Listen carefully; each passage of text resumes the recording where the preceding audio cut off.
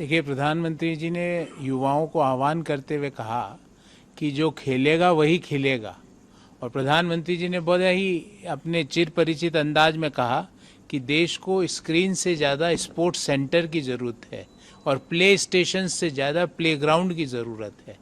और लाल किले का अगर हम प्रधानमंत्री जी का देश के नाम संबोधन भी सुने तो प्रधानमंत्री जी ने साफ कहा कि भारत 2036 के ओलंपिक की मेजबानी का पूरा प्रयास कर रहा है। अगला कॉमनवेल्थ गेम्स भारत में आयोजित किया जा रहा है।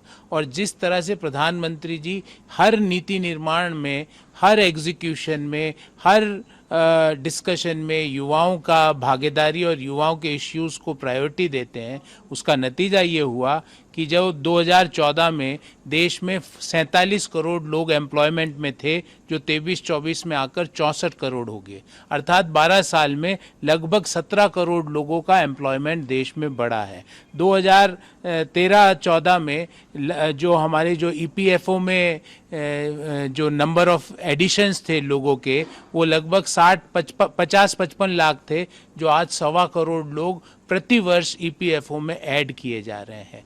और जो अगर हम स्टार्टअप्स की बात करें तो देश में इस समय 2,35,000 स्टार्टअप्स रजिस्टर्ड है, जिसमें लगभग 24 लाख लोग डायरेक्टली एम्प्लॉयमेंट पा रहे हैं।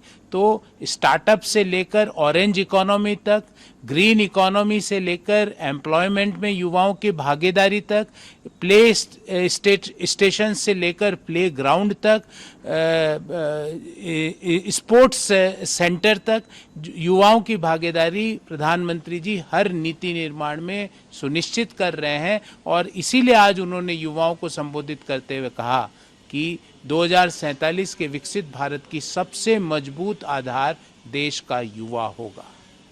सर, जादवपुर यूनिवर्सिटी के वहाँ पे जो है बीजेपी वंदे मातरम रक्षाबंधन गाने वाली है। देखिए, मुझे ऐसा लगता है कि देश की तमाम राजनीतिक दल, राष्ट्रीय हो या रीजनल हो, जब राष्ट्रीय धरोहरों की बात आए, राष्ट्रीय गीत की बात आए, राष्ट्रीय पशु पक्षी की बात आए, राष्ट्रीय एम्बलम की बात आए, उसमें किसी भी प्रकार का राजनीतिक गुणाभाग ना करें।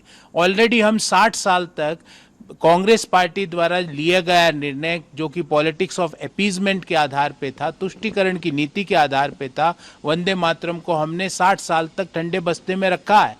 अब देश में वंदे मातरम जो हर देशवासी के मन में देशभक्ति की भावना को जागृत करता है, उसके लिए अगर कोई राजनीतिक दल, और वो भी नेशनल राजनीतिक दल, ये कहे कि हम सिर्फ 2 अंतरे गाएंगे, तो मुझे लगता है ये संकीर्ण, संकुचित और घटिया मानसिकता है। क्योंकि देश के राष्ट्रीय गीत के 2 स्टेंजा गाएंगे, क्यों भाई, क्यों नहीं गाओगे पूरे 6 स्टेंजा?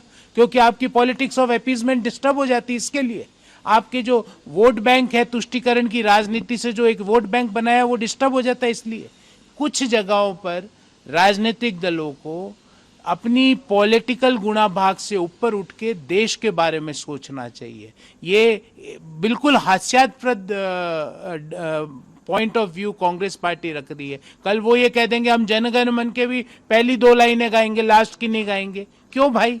हम जो राष्ट्रीय पक्षी है मोर, उसका सिर्फ आगे वाला चेहरा देखेंगे, पीछे के पंख नहीं देखेंगे।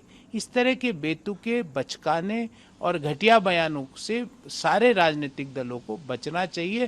क्योंकि जहां तक राष्ट्रीय हित, राष्ट्रीय धरोहर, राष्ट्रीय गीत हैं, ये सारे राष्ट्रीय एकता को ताकत देते हैं, बंधुत्व की भावना को बढ़ाते हैं। इनमें इस तरह की संकीर्ण भावना नहीं लानी चाहिए। और हम वेलकम करते हैं बंगाल सरकार और बंगाल के मुख्यमंत्री का, जिन्होंने कहा कि सारे 6 स्टेंजा हम जादवपुर यूनिवर्सिटी में गाएंगे और कल रक्षाबंधन के दिन। बहुत हम इसका स्वागत करते हैं, क्योंकि वंदे मातरम हर व्यक्ति के दिल में राष्ट्र प्रेम की भावना को जागृत करता है और भारत की एकता और अखंडता को ताकत देता है।